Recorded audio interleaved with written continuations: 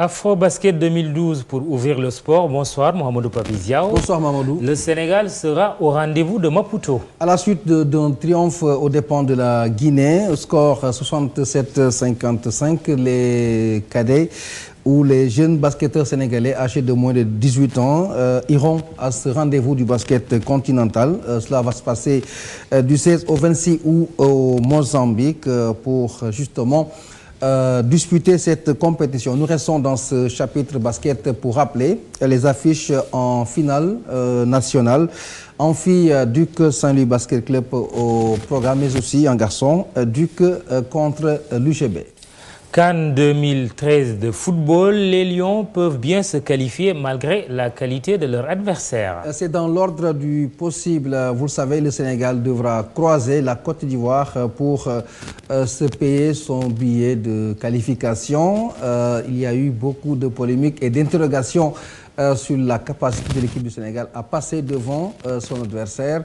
Et oui, le président de la Fédération sénégalaise estime que c'est bel et bien possible. Voici Augustin Senghor que je vous propose d'écouter. Nous allons vers ce match avec beaucoup de sérénité, beaucoup d'humilité, mais aussi avec beaucoup de confiance. Et si c'est nous n'hésiterons pas à la bousculer. Et nous pensons qu'au sortir de la manche retour en octobre, le Sénégal sera sur la voie de la préparation de la CAN, parce que simplement nous aurons mis fin à l'invincibilité de cette génération d'équipes de footballeurs ivoiriens qui aujourd'hui est constellée de stars, de grands noms du football. Mais nous leur montrons aussi que la valeur de l'équipe sénégale n'est plus à démontrer. Nous avons un potentiel jeune, une équipe qui monte en puissance et nous sommes là justement pour aller en Coupe d'Afrique. Et si c'est pour aller en Coupe d'Afrique passe par battre la Côte d'Ivoire, nous n'hésiterons pas. Augustin Senghor s'exprimait en marche de la finale de la Coupe du Maire au micro de Mam Fatoundo. Et nous restons en football pour parler de l'école de foot Daour Sey qui a fêté ses 17 ans d'existence. Cela s'est passé ce dimanche. Plusieurs écoles ont pris part à cette manifestation. Tout de suite, l'initiateur que nous écoutons avec Abdou Aziz Ndiaye et Mordien à la caméra.